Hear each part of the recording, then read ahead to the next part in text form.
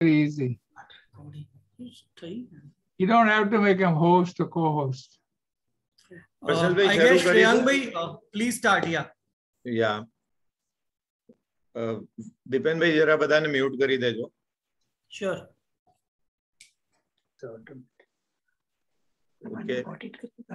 Should we start, Vatsal bhai? Yes, sir. हाँ, हूँ श्रेयांक सुतरिया.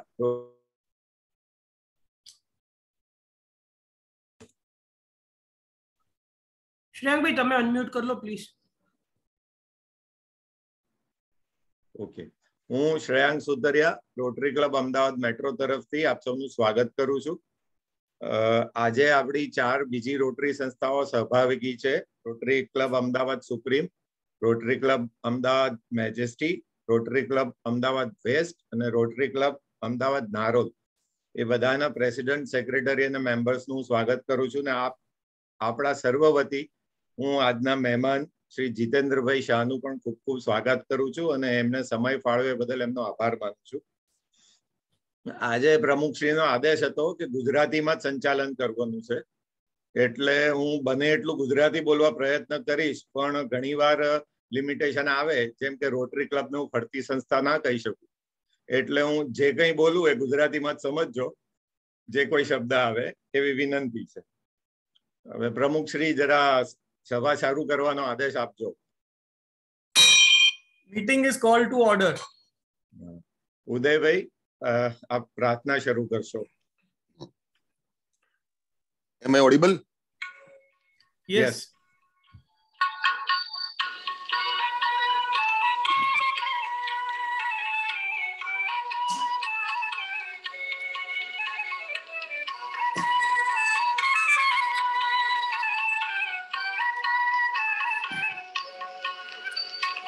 मैत्री भावनु पवित्र झरणु मुझ हैया मावया करे.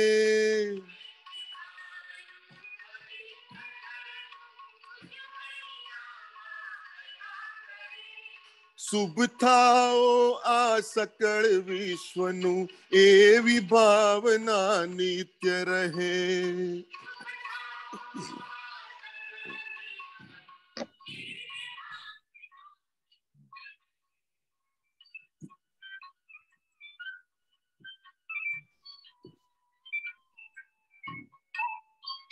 ગુણથી ભરેલા ગુણીજન દેખી હૈયું મારું નૃત્ય કરે. એ સંતોના ચરણ કમળમાં મુજ જીવનનો અર્ધ્ય રહે. દીન ક્રૂર ને ધર્મ વિહોણા देखी दिल માં દર્દ વહે.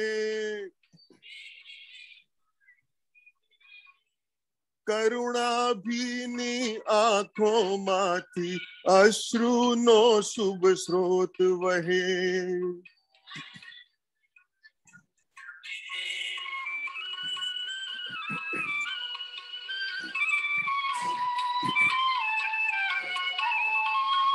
मार्ग भूलेला जीवन पथिक ने मार्ग चींदवा उभो रहूं.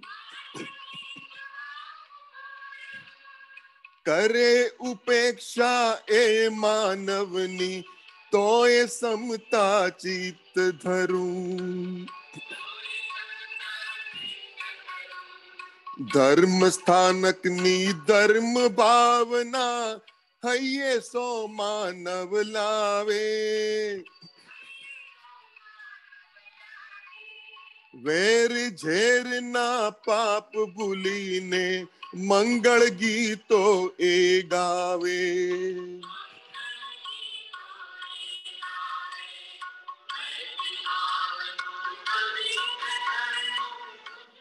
Thank you. Thank you Udaybhai. Thank you so much. હવે હું રોટેરિયન વૈશાલીબેન મોદીને 4 વે સ્ટેજ કહેવા માટે વિનંતી કરું. હેલો, આવે છે અવાજ? હેલો, હા વૈશાલીબેન આવે છે. આવે છે. Good evening everyone. The 4-way test of the things we think, say, or do. First, is it the truth? Second, is it fair to all concerned? Third, will it build goodwill and better friendships? Fourth, will it beneficial to all concerned? Thank you. Thank you, Vaishali Ben. વત્સલભાઈ ને વિનંતી કરું કે સ્વાગત પ્રવચન કરે. Thank you, Shreyang bhai. I, Vatsal Shah, President Rotary Club Ahmedabad Metro, welcomes our guest speaker, Dr. Jitendra bhai B. Shah. I welcome DGN Mehul bhai and all other PDGs present here in the meeting today. I welcome all AGs, all presidents and secretaries of the 4 clubs joining us for this meeting.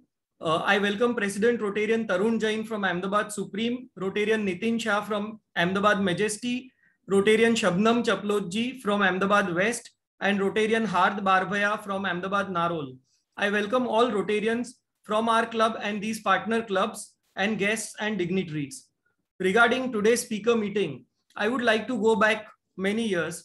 The Institute of Indology is a hidden gem of Ahmedabad. Nestled near Sept campus and Gujarat University, it is surrounded by natural landscape of dense trees and foliage. It has a lovely museum with a large collection of sculptures, paintings, manuscripts, coins, bronze idols, miniature paintings, and many other things. Since many years, it is one of my favorite places, one of my favorite haunts to go there and contemplate looking at these artifacts. Our guest speaker today, Dr. Jitendra Shah, has been the director of LD Institute of Indology for 20 years. This is how I connected with him. The Jain Festival of Paryushan starts tomorrow. It is a festival of penance and inner reflection. I was looking to do a speaker meeting that would touch upon some concepts of Jain philosophy, which need to be practiced in our life today, which are relevant to us forever. That is how I zeroed in to Anekantvad and Aparigrah.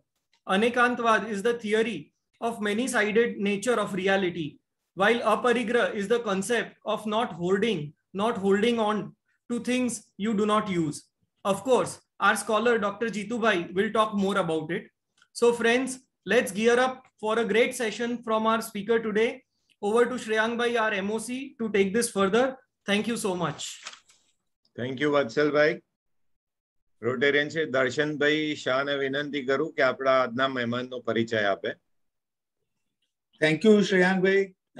I am really honored to introduce Professor Jitendra bhai. Actually, Professor તો ના કહેવાય, એમને doctorate કરેલું છે. You can say Dr. Jitendra bhai Shah, જે પ્રાકૃત, સંસ્કૃત અને પ્રાચીન લિપિઓના વિદ્વાન છે અને જૈન ધર્મને બાબતમાં એમનું ખાસા પ્રવચનો ને એમનું ખાસું નોલેજ છે. એટલે એમની હું ટૂંકમાં જસ્ટ આપને ઇન્ટ્રોડક્શન આપું છું કે તેઓએ એક્સેલન્ટ ગુજરાતી એવોર્ડ, અમદાવાદના નગરરત્ન એવોર્ડ, જૈન પદ્મશ્રી એવોર્ડ, એવા ટોટલ 9 એવોર્ડ તો એમને પ્રાપ્ત થયેલા છે. આપશ્રીનો જન્મ પાલીતાણા પાસે ખારી ગામે તારીખ 21/12/1960 રોજ થયો. BA માં સમગ્ર ગુજરાતમાં પ્રથમ નંબરે ઉત્તીર્ણ થયા. 3 સુવર્ણ ચંદ્રક તથા અનેક પારિતોષિક પ્રાપ્ત કર્યા. આ સમય દરમિયાન પંડિત બેચરદાસ દોશી પાસે સંસ્કૃત, પ્રાકૃત, વ્યાકરણ, જૈન આગમ અને જૈન દર્શનનો અભ્યાસ કર્યો. ત્યારબાદ બનારસ હિન્દુ યુનિવર્સિટી BHU માં દર્શન વિભાગમાં MA કર્યું. તેમાં પણ પ્રથમ નંબરે ઉત્તીર્ણ થતા 2 સુવર્ણ ચંદ્રક પ્રાપ્ત કર્યા.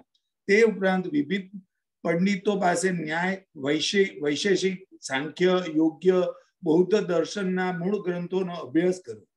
BHU માંથી દ્વાદશાર નય ચક્રનું દાર્શનિક અધ્યયન વિષય ઉપર PhD પ્રાપ્ત કર્યું. સન 1998 માં લાલભાઈ દલપતભાઈની ભારતીય સંસ્કૃતિ વિદ્યા મંદિરના નિયામક તરીકે, એટલે આ ભારતીય સંસ્કૃતિ વિદ્યા મંદિર જે હમણે વત્સલભાઈએ કીધું કે હિડન જેમ ઓફ અહેમદાબાદ છે, ત્યાં આગળ એમના એ ડાયરેક્ટર તરીકે અહીંયા નિમાયા અને એની વિવિધ પ્રવૃત્તિઓમાં સક્રિય રસ લઈ અનેક સેમિનારોનું આયોજન કર્યું છે અને દરેક સંસ્થાઓનો ઉત્તરોત્તર વિકાસ કર્યો છે. એમણે સને 1992 માં શિકાગો, અમેરિકામાં જે યોજાયેલ વિશ્વ ધર્મ પરિષદમાં જૈન ધર્મના પ્રતિનિધિ તરીકે ઉપસ્થિત રહ્યા હતા.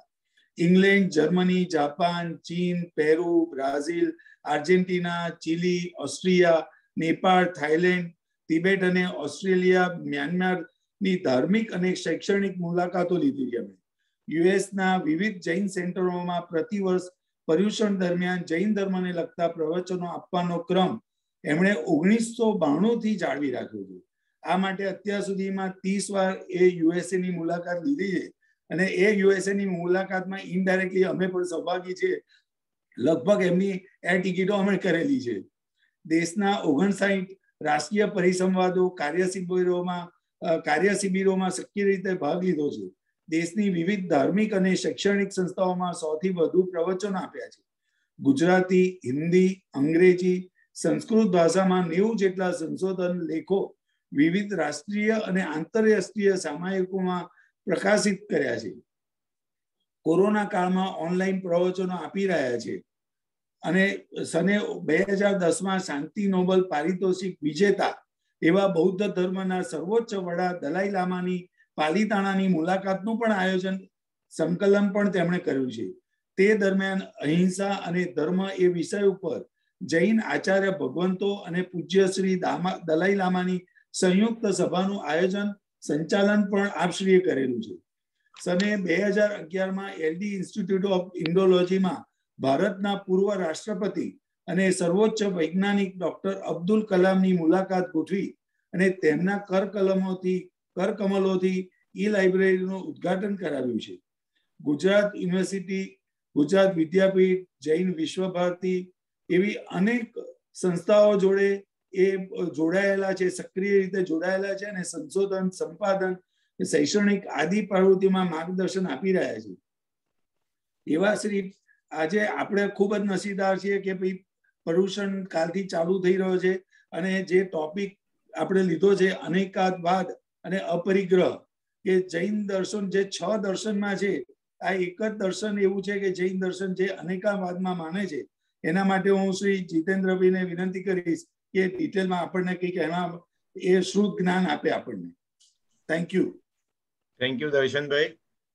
જીતેન્દ્રભાઈનો પરિચય સાંભળ્યા પછી એવું લાગે છે કે વર્ષમાં ઘણી મીટિંગો કરીએ તો આપણે કદાચ એમને પૂરા માણી શકીએ. આ એકાદ મીટિંગ થી તો થાય નહીં, પણ છતાં પણ આપણા નસીબે આજે 1 કલાક છે આપણી પાસે.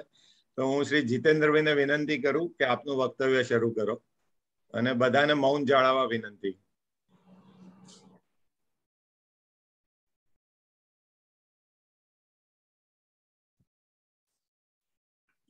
પ્રણામ વત્સલભાઈ, મારો અવાજ સંભળાય છે? જી સર, સંભળાય છે. ઓકે. રોટરી ક્લબ દ્વારા આયોજિત આજના વ્યાખ્યાનમાં મને આમંત્રિત કર્યો છે તે માટે હું વત્સલભાઈ અને બીજા સહકાર્યકરોનો ખૂબ આભાર માનું છું. મને આજે એ વાતનો આનંદ છે કે જૈન ધર્મના એક મહત્વપૂર્ણ સિદ્ધાંત ઉપર આજે આપણે વિચાર જઈ રહ્યા છીએ. સામાન્ય રીતે જૈન ધર્મમાં એવું માનવામાં આવે છે કે પર્યુષણની પૂર્વ સંધ્યા, આવતીકાલ સવારથી પર્યુષણનો પ્રારંભ થશે, એટલે આજની સંધ્યા એ અત્તરવાર્ણા તરીકે પ્રસિદ્ધ હોય છે અને અત્તરવાર્ણાનું બહુ જ મહત્વ હોય છે. તપસ્વીઓ આજે સાંજથી જ સંકલ્પ ધારણ કરી લેતા હોય છે કે આવતીકાલથી અઠ્ઠાઈ કરવી છે કે ઉપવાસ કરવો, શું કરવાનું, અઠ્ઠાઈ કે ઉપવાસ. વત્સલભાઈ બધાને મ્યુટ કરશો, બધાનો અવાજ આવે છે. વત્સલભાઈ. હા, એક જ છે. બાકીના બધાને મ્યુટ કરી દો. તો હા, તમે પછી અનમ્યુટ કરજો. તમે એકવાર અનમ્યુટ કરજો સર. જૈન ધર્મમાં પર્યુષણની પૂર્વ સંધ્યા અથવા કોઈ પણ મોટી આરાધનાની પૂર્વ સંધ્યા એ અત્તરવાર્ણા તરીકે સુપ્રસિદ્ધ છે. પૂર્વ સંધ્યાએ તપસ્વીઓ આવતીકાલથી શરૂ થનારી તપશ્ચર્યાના સંકલ્પ લેતા હોય છે અને મનોમન તેના માટે કટિબદ્ધ થતા હોય છે. એ દ્રષ્ટિએ આજનું આ પ્રવચન, આજની આ સંધ્યાનું પ્રવચન એ આવતીકાલથી પર્યુષણ પર્વની આરાધનાનું વૈચારિક અત્તરવારણું છે કે આપણે વૈચારિક રીતે સંકલ્પબદ્ધ થઈશું કે આવતીકાલથી શરૂ થનારા પવિત્ર દિવસોની આરાધનામાં આપણે વૈચારિક રીતે પણ કંઈક નવું ચિંતન કરીશું. જૈન ધર્મ પ્રાચીન કાળની અંદર નિર્ગ્રંથ ધર્મ તરીકે સુપ્રસિદ્ધ હતો. નિર્ગ્રંથ શબ્દનો અર્થ થાય છે કે જેને કોઈ પણ પ્રકારની ગાંઠો રાખી નથી. ગાંઠનો અર્થ અહીંયા માનસિક ગાંઠો છે, મનની અંદર પડેલી ગાંઠો. મનની ગાંઠો જ જગતના વ્યવહારની અંદર, આપણા મનની અંદર વિવાદ ઉત્પન્ન કરે છે. એટલે જૈન ધર્મએ સૌથી પ્રથમ એ વાત ઉપર ભાર મૂક્યો છે કે મનની ગાંઠોને ઉકેલવી. મનની ગાંઠો જ્યારે ઉકલે છે ત્યારે ઘણા બધા પ્રશ્નો આપોઆપ શમી જાય છે.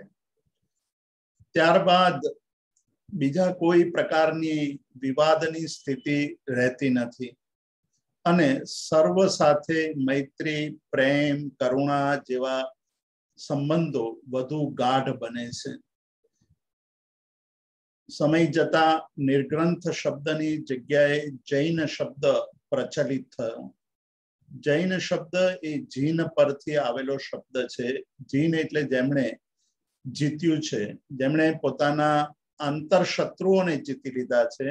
આંતરશત્રુ તરીકે જૈન ધર્મ પણ મુખ્ય ભાર મૂકે છે અંદર પડેલા રાગ અને દ્વેષને.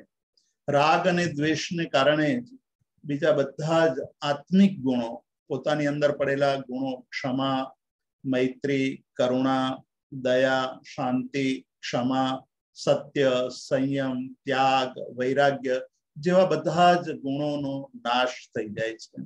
એટલા માટે આને આંતરશત્રુ કહ્યા છે.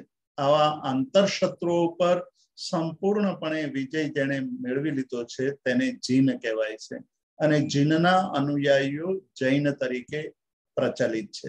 આખા વિશ્વમાં આ રીતે જૈન શબ્દ આજે પ્રચલિત છે. આ જૈન શબ્દની સામાન્ય વ્યાખ્યા થઈ. જૈન શબ્દની સામાન્ય ઓળખ એટલે કે જેને આજે આપણે જૈન માનીએ છીએ તે જૈનોની સામાન્ય ઓળખ એટલી માનવામાં આવે છે કે કપાળે ચાંદલો કરતા હોય, ચોવિયાર કરતા હોય અને આવી બીજી અનેક ક્રિયાઓ કરતા હોય તેને જૈન તરીકે આપણે માનીએ છીએ. આ એના બાહ્ય લક્ષણો છે. આંતરિક લક્ષણોની વાત આજે આપણે કરવી છે કે એમના આંતરિક લક્ષણો કેવા હોવા જોઈએ, એનો વિચાર કેવો હોવો જોઈએ, એનો આચાર કેવો હોવો જોઈએ.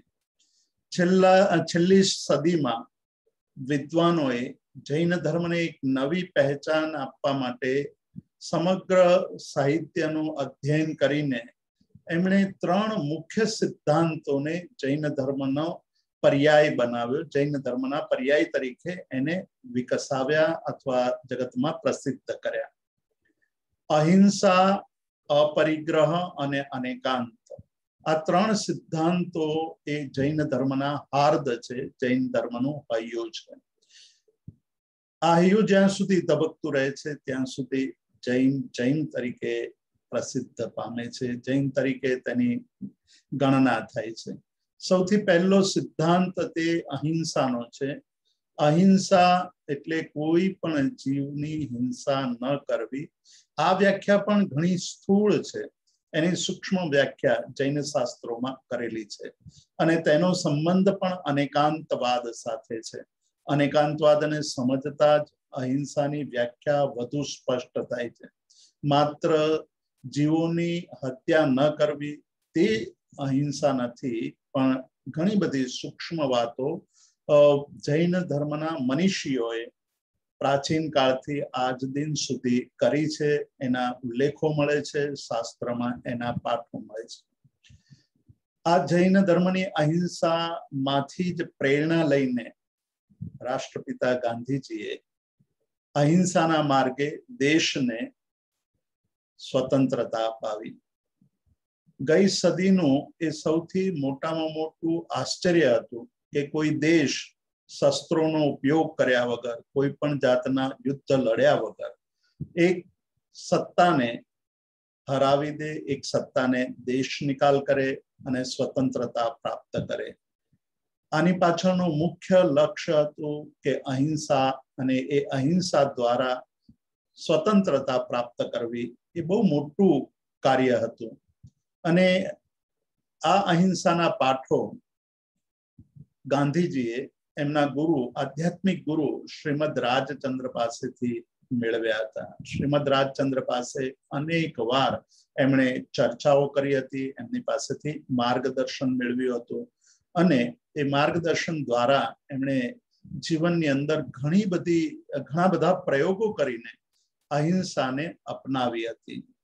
એક નાનકડી ઘટના કે એકવાર ગાંધીજી પ્રાર્થના કરીને ઊભા થયા હતા, ત્યારે એક ચિંતક એમને પ્રશ્ન પૂછ્યો કે આજે આપે શું પ્રાર્થના કરી? સ્વતંત્રતાની લડત ચાલી રહી હતી, અને એ વખતે આવો પ્રશ્ન એ બહુ જ ટ્રિકી પ્રશ્ન હતો.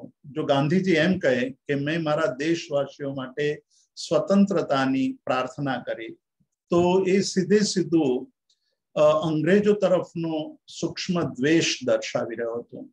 અથવા એમ કહે કે અંગ્રેજો અહીંયાથી ચાલ્યા જાય, અંગ્રેજો અત્યાચાર કરે છે, અંગ્રેજો અમારા દેશના નાગરિકોને પીડે છે, એમને અહીંયાથી ચાલ્યા જવાની પ્રેરણા મળે એવું મેં પ્રાર્થના કરી, તો પણ એ અંગ્રેજો પ્રત્યેનો દ્વેષ દર્શાવે છે. એટલે આ પ્રશ્નનો જવાબ ગાંધીજીએ બહુ સુંદર આપ્યો. એમણે એમ કહ્યું કે મેં પ્રાર્થનામાં મારા દેશના લોકો અને પરદેશી લોકોને સદબુદ્ધિ પ્રાપ્ત થાય એવી પ્રાર્થના કરી છે. અને આ બહુ અનેકાંતવાદી જવાબ હતો કે મારા દેશના લોકો અહિંસાના માર્ગે અંગ્રેજોને વંથાવે નહીં, અને અંગ્રેજો સારી રીતે આ દેશ ઉપર જે જુલ્મ કરી રહ્યા છે તે છોડી અને પોતાના દેશમાં ચાલ્યા જાય. આવા અનેક દ્રષ્ટાંતો આજે આપણને ભારતના ઇતિહાસમાં જોવા મળે છે, આઝાદી કાળના વખતમાં જોવા મળે છે. ગાંધીજીએ આ બધું જ્ઞાન શ્રીમદ રાજચંદ્ર પાસેથી પ્રાપ્ત કર્યું હતું અને એમને જીવનમાં અપનાવ્યું હતું. ગાંધીજીના પ્રયોગો, સત્યના પ્રયોગોમાં આપણે જોઈએ છીએ ત્યારે આપણને ખ્યાલ આવે છે. પહેલી વાત અહિંસાની, બીજી વાત અપરિગ્રહની, ત્રીજી વાત અનેકાંતવાદની. અહિંસાને સમજવા અને અહિંસાને જીવનમાં આચરણમાં લાવવા માટે માત્ર જીવોની હત્યા ન કરવી એવી સ્થૂળ વ્યાખ્યા ચાલે તેવી નથી.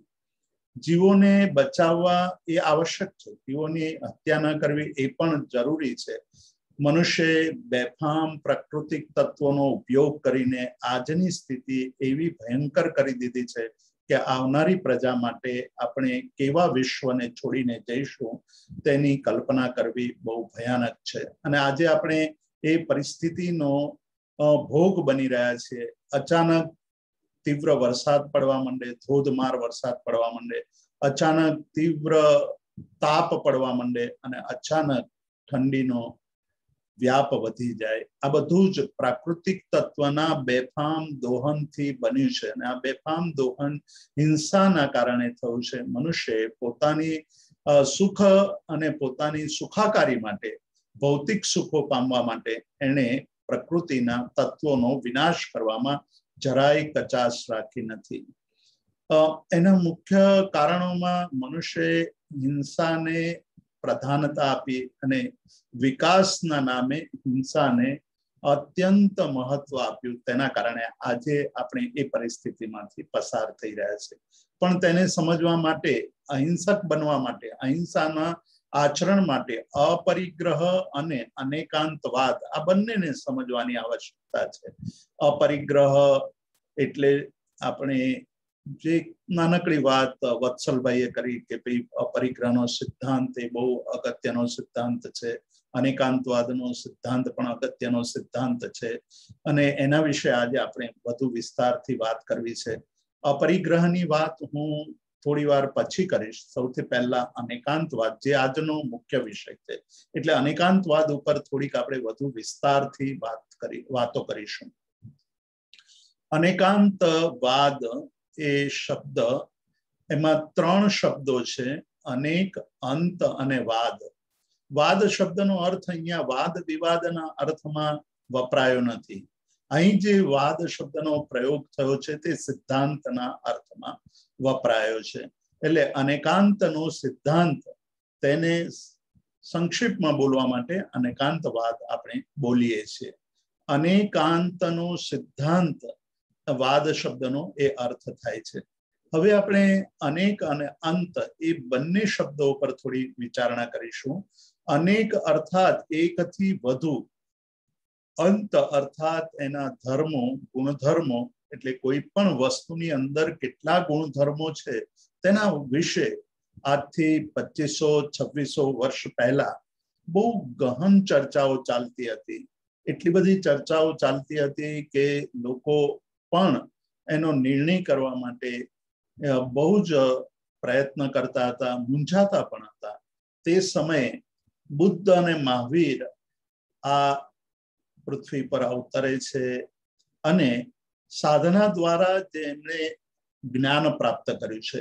મહાવીર માટે એવું કહેવાય છે કે તેમણે 12.5 વર્ષને ઘોર તપશ્ચર્યા કરીને કેવળ જ્ઞાન પ્રાપ્ત કર્યું, જેને આ પર્યુષણ દરમિયાન કલ્પસૂત્રની અંદર શ્રમણ ભગવાન મહાવીરની સમગ્ર સાધનાનું ચિંતન કરવામાં આવે છે.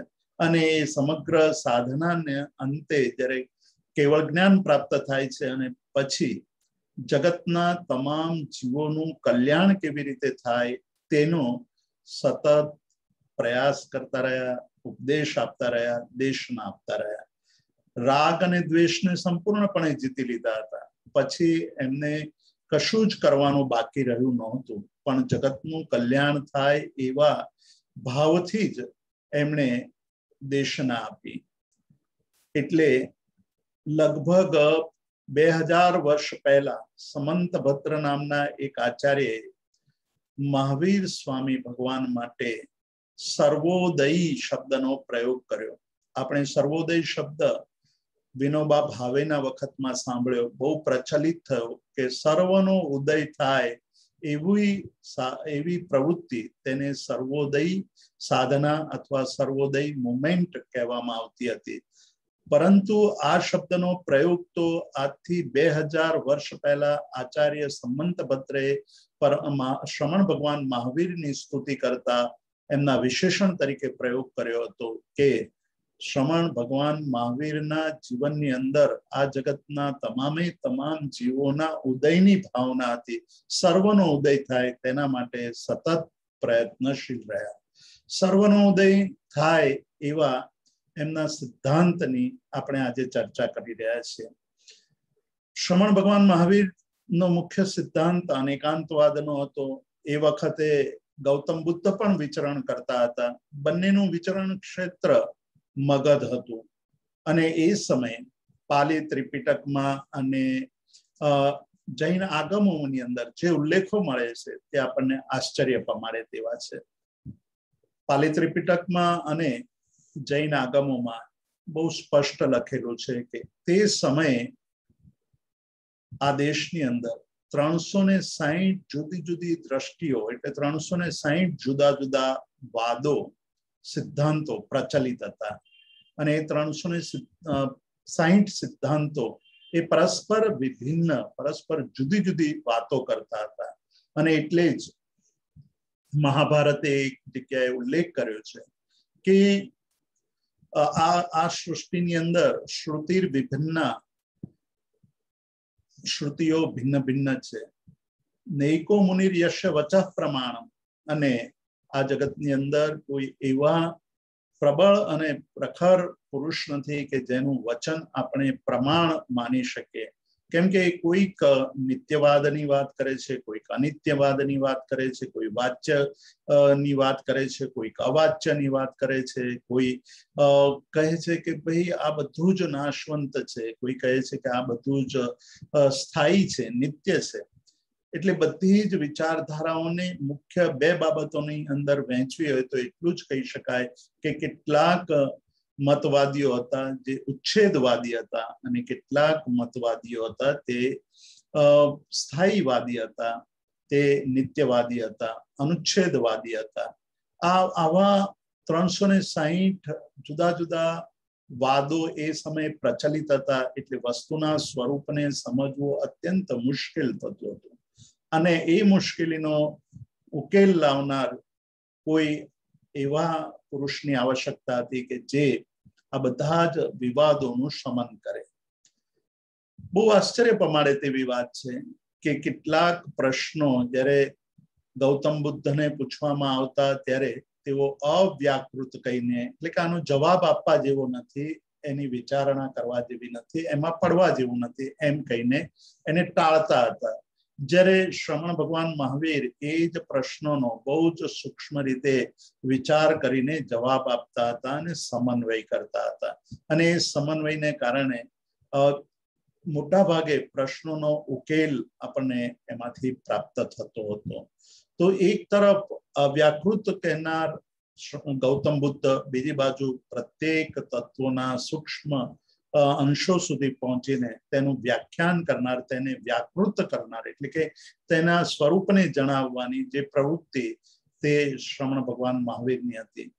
એટલે કહેવાનો મતલબ એ છે કે આજે જ્યારે આપણે વિશ્વની અંદર જાત જાતના મતભેદો જોઈએ છે ત્યારે આપણને કંટાળો પણ આવે છે. ત્યારે આપણને મનની અંદર થાય કે આટલા બધા વાદ વિવાદો આ સૃષ્ટિ ઉપર ચાલે છે. આપણે ભારત જેવા દેશની અંદર જ જોઈએ તો આપણે નગરે નગરે અનેક જુદા જુદા સિદ્ધાંતોની વાત કરનાર લોકો આજે પણ આપણને મળશે. અને વિશ્વની વાત કરીએ તો અનેક જુદા જુદા વાદ વિવાદોના પ્રસંગો આપણને જોવા મળે છે. આ બધાની અંદર મહત્વની વાત આપણે જે જોઈએ છે તે એ કે જ્યારે પોતાના મતને કોઈ પકડીને બેસી જાય, પોતાના મતને જ સાચો મત માને અને બીજાના બધા જ મતોને અથવા બીજા બધા જ મતોને જ્યારે તે અસત્ય છે એવું માને ત્યારે એક પ્રશ્ન ઉભો થાય છે. ત્યાંથી વિવાદની શરૂઆત થાય છે. કેમ કે પોતાનો મત સાચો હોઈ શકે તેવી જ રીતે બીજાના પણ મતો સાચા હોઈ શકે તે સાચી દ્રષ્ટિ છે. અને એમ માનવું કે મારો જ મત સાચો છે, હું જે કહું તે જ સાચું છે અને બાકીના બધાનું મિથ્યા છે, ખોટું છે એવું કહેવું એ પણ બરાબર નથી. અને એવી એકાંગીતા એટલે એવું જડપણે માની લેવું તે આપણને એટલે સ્વને અને બીજાને દુઃખનું નિમિત્ત બને છે. જે જડ બની જાય છે, જે બીજાના વિચારોની વાત કરવા તૈયાર નથી અથવા પોતે બીજાના વિચારો ઉપર વિચાર કરવા તૈયાર નથી, તેના માટે આ સંસારની અંદર ઘણા ડગલે ને પગલે દુઃખો એ પોતે સ્વયં આમંત્રે છે. એટલે જૈન ધર્મ એક બહુ મહત્વની વાત કરે છે. એક છે કે વસ્તુની અંદર જુદા જુદા અનેક પ્રકારના ગુણધર્મો રહેલા છે. એ ગુણધર્મોને જે જાણે છે અથવા જાણવાની દ્રષ્ટિ કેળવે છે, બધી જ બાબતો આપણે આખી જિંદગીમાં ક્યારેય પણ જાણી શકવાના નથી, ક્યારેય પણ આપણે જાણી શકીએ એવી ક્ષમતા પણ નથી. અત્યારે આપણે જો વિચાર કરીએ તો વિશ્વની અંદર અનેક વિધાઓ એટલે અનેક પ્રકારની ફેકલ્ટીઝ છે અને જે જાત જાતના કાર્યો કરી રહી છે.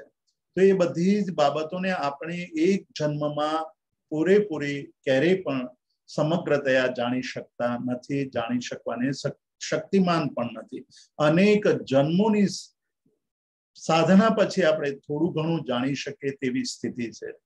તો આવી સ્થિતિમાં એક વાત સ્વીકારવી રહી કે વસ્તુની અંદર જે ગુણધર્મો છે તે ગુણધર્મોનો સ્વીકાર કરવો, એ ગુણધર્મોના અસ્તિત્વનો સ્વીકાર કરવો અને આપણે જેટલા ગુણધર્મોને જાણીએ છીએ તેટલાને વિશે આપણે આપણો મત સ્વીકારીએ ત્યાં સુધી સાચું છે. પણ જે સમયે આપણે એમ કહીએ કે હું જેટલા ગુણધર્મો જાણું છું તેટલી જ વસ્તુ છે, તેટલા જ ગુણધર્મો ધરાવતી વસ્તુ છે, તેનાથી વધુ ગુણધર્મો ધરાવતી વસ્તુ નથી. પણ એવું ક્યારેય બનતું નથી, કારણ કે આપણે એક વસ્તુના એક પ્રકારના ગુણધર્મોને આપણે જાણીએ છીએ અને બીજા પ્રકારના ગુણધર્મોને આપણે ક્યારેય જાણી શકતા નથી. શરીર વિશેની જ વાત કરીએ આપણે તો શરીર વિશે આપણે કેટલી બધી બાબતોથી અજ્ઞાત છીએ. ડોક્ટર જેટલું જાણે છે તેટલું બીજા કોઈ જાણી શકતું નથી શરીર વિશે. અને શરીર વિશે જેટલું ડોક્ટર જાણે છે એના કરતા શરીરની અંદર ઘણી બધી આશ્ચર્યજનક બાબતો પડેલી છે. અને એથી જ આજે આપણે જોઈએ છે કે અનેક જુદી જુદી વિધાઓ મેડિકલ લાઈનમાં અસ્તિત્વમાં આવી છે. કોઈક કોઈકના નિષ્ણાત હોય, કોઈકના નિષ્ણાત હોય. એક શરીર જેવા યંત્ર માટે એક જ વ્યક્તિ સંપૂર્ણપણે સંપૂર્ણ જ્ઞાન ધરાવે છે તેવું આપણે ક્યારેય કહી શકતા નથી, ક્યારેય એવું માની શકતા નથી. પણ કોઈ એક વિધાનમાં ડોક્ટર એમ કહે કે હું શરીરના બધા જ રોગોનું નિદાન કરી શકું છું, હું શરીરના બધા જ રોગોને મટાડી શકું છું, તેવું આજના યુગમાં આપણે માનતા નથી, કારણ કે વિજ્ઞાન એટલું બધું આગળ વધી ગયું છે. તો શરીર જેવા એક યંત્રની અંદર એટલી બધી આશ્ચર્યકારક બાબતો પડેલી છે, તેના વિશે આપણે ક્યારેય એવું ન કહી શકીએ કે હું તમામે તમામ બાબતોને જાણું છું. એનો અર્થ એ થયો કે શરીરની અંદર અનેક ગુણધર્મો પડ્યા છે જે આપણે જાણી શકીએ છીએ, પણ એ સિવાયના અનેક ગુણધર્મો તો એવા છે કે જેને આપણે જાણી પણ નથી શકતા, અને જાણવાની માટેની સાધના કરવા બેસીએ તો પણ એક જન્મ ઓછો પડે.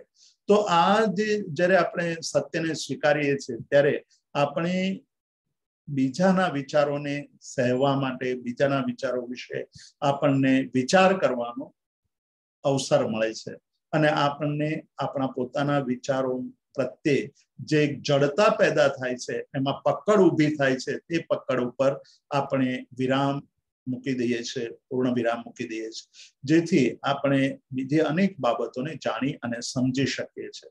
ગાંધીજી એ માટે કહેતા હતા કે હું જે માનું છું એ હું માનું છું, એના વિશે મને દ્રઢ શ્રદ્ધા છે, પણ મારું મન તો અનેક બારીઓ વાળા ઓરડા જેવું છે, અને હું મારા એ ઓરડાની તમામે તમામ બારીઓને ખુલ્લી રાખું છું, જેથી બહારથી આવતી હવા, તાજી હવા મારા મનની અંદર પ્રવેશી શકે.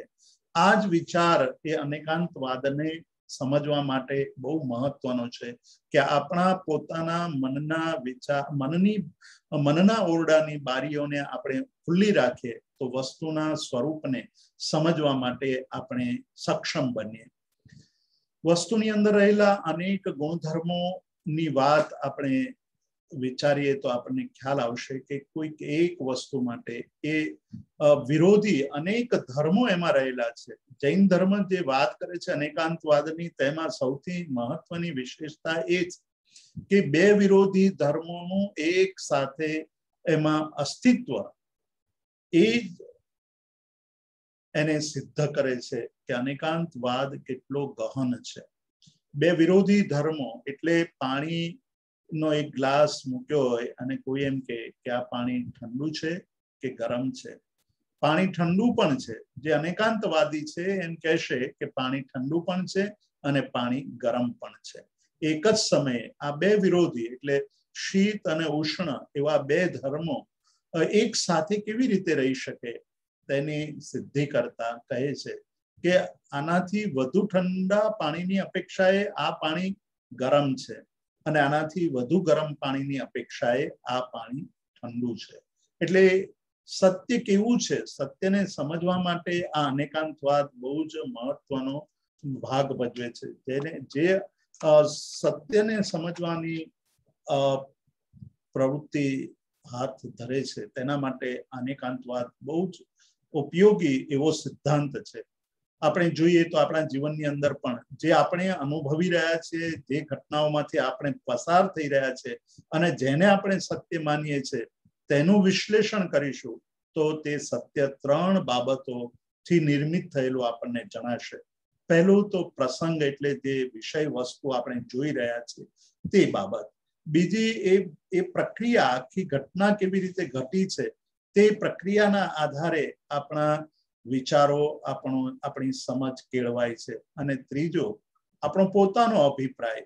એટલે આ ત્રણ બાબતોથી આપણે સત્યને સમજવાની કોશિશ કરીએ છીએ. પણ આ ત્રણ બાબતોથી નિર્મિત થયેલું સત્ય એ પૂર્ણ સત્ય નથી. કારણ કે પ્રસંગ જે સામે વસ્તુ પ્રસંગ જે ઘટી રહ્યો છે તેની પ્રક્રિયા આપણે જાણતા નથી. અને એ પ્રક્રિયા ન જાણતા હોવાને કારણે જે વર્તમાનમાં જે અનુભવાઈ રહ્યું છે તેને આપણે સત્ય માની લઈએ છીએ. પણ એની એ જ બાબતો આપણા જીવનની અંદર ઘટે તો આપણને એમ લાગે કે આ કંઈક જુદું જ છે. એટલે પ્રક્રિયા કેવી રીતે ઘટી છે એ આપણે જ્યાં સુધી જાણીએ નહીં ત્યાં સુધી પ્રસંગના સત્યને પામી શકતા નથી.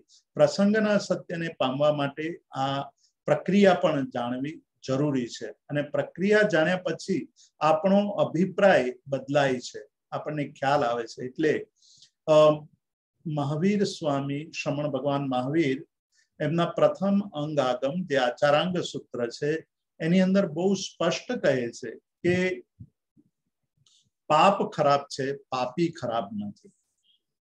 પાપ ખરાબ છે એવું એટલા માટે કહે છે કે જે અશુભ ક્રિયાઓ છે, અશુભ કર્મ છે, તે અશુભ જ છે, તેને ક્યારેય શુભ કહી શકાય નહીં. પણ અશુભનું આચરણ કરનાર ખરાબ છે એવું કહેવું એ કદાચ અસત્ય હોઈ શકે. કારણ કે એવી જ ઘટનાઓમાંથી પસાર થતી વખતે જેને આપણે અસત્ય, જેને આપણે જૂઠ, જેને આપણે દુષ્કર્મ માનતા હોય તે જ કાર્ય કરવામાં આપણે બાધ્ય બની જઈએ છીએ. ત્યારે આપણને ખબર પડે છે કે સમય અને સંજોગોનો બહુ મોટો પ્રભાવ આપણી ઉપર પડે છે. અને સમય અને સંજોગોના કારણે સત્ય પણ બદલાય છે. એટલે આપણું સત્ય છે એ સત્ય એ આંશિક સત્ય છે. એ આંશિક સત્યનો સ્વીકાર કરવો અને સાથે સાથે સત્યની અનેકાંગિકતા, સત્યની અનેક જે વિધાઓ છે અથવા સત્યના અનેક પક્ષો છે એનો સ્વીકાર કરવો એ અનેકાંતવાદ છે. જ્યાં આ પ્રકારની વૃત્તિનો અંત આવી જાય અને માત્ર પોતે જે માને છે એક સત્યના એક પક્ષનો સ્વીકાર કરીને તેને જ જે સત્ય તરીકે સ્વીકારે છે, ત્યાંથી વિવાદ, ત્યાંથી સમસ્યાનો પ્રારંભ થઈ જાય છે. આજના યુગમાં આપણે જોઈએ છીએ કે આજે આખું વિશ્વ આતંકવાદના ભયના ઓછા હેઠળ જીવી રહ્યું છે. આજે આપણે એમ ન કહી શકીએ કે આપણને આતંકવાદનો ભય નથી, પણ આતંકવાદના મૂળમાં જોવા જશો તો તરત જ સ્પષ્ટ થશે કે એનું મૂળ તો વસ્તુની અથવા પોતે માનેલા સત્યની એકાંગિકતા છે, એકાંતવાદ છે. કે અમે જે માનીએ છીએ તે સત્ય છે, બાકીનું બધું જ મિથ્યા છે. અને એના કારણે આવો જડ અને એકાંગીવાદનો પ્રારંભ થાય છે. તેમાંથી વિવાદ થાય છે અને તેનાથી ભય ઉત્પન્ન થાય છે. અને ભય ઉત્પન્ન થાય એટલે પરિગ્રહ શરૂ થઈ જાય કે કાલે મારું શું થશે, હું કેવી રીતે જીવી શકીશ. મારે જો કાલે જીવવું હોય તો મારે આજે મારે એનો ઉકેલ લાવવો જોઈએ. મારે આજે એને સારી બનાવવી હોય તો આવતીકાલને સારી બનાવવી હોય તો મારે આજે સંગ્રહ શરૂ કરી દેવો જોઈએ. તો ભય એ આપણને પરિગ્રહ તરફ દોડાવે છે. ભય બીજા અનેક પ્રકારના દૂષણો પણ ફેલાવે છે. તેની ચર્ચા આપણે પછી કરીશું. પણ હજુ અનેકાંતવાદને આપણે બરાબર સમજવાનું છે કે અનેકાંતવાદ એક જ વસ્તુની અંદર બે વિરોધી તત્વોને એક સાથે સમાવે છે. એ સમાય છે કેવી રીતે? તો કે અપેક્ષાઓને કારણે સમાય છે. એક બોર્ડ ઉપર એક રેખા અંકિત કરવામાં આવે અને પૂછવામાં આવે કે આ રેખા લાંબી છે કે ટૂંકી છે, તો એ લાંબી પણ છે અને ટૂંકી પણ છે. જો એ રેખાની નીચે બીજી રેખા અંકિત કરવામાં આવે નાની એવી, તો આ એ જ રેખા મોટી થઈ જાય છે. અને એ રેખાની નીચે કોઈ મોટી રેખા અંકિત કરવામાં આવે તો એ રેખા નાની બની જાય છે. એટલે રેખાની અંદર હ્રસ્વત્વ અને દીર્ઘત્વ બંને ધર્મો એક સાથે રહ્યા છે. કોઈ એમ ન કહી શકે કે આ રેખા નાની જ છે અથવા આ રેખા મોટી જ છે. એટલે જકારનો નાશ કરે છે. અનેકાંતવાદ જકારનો નાશ કરે છે.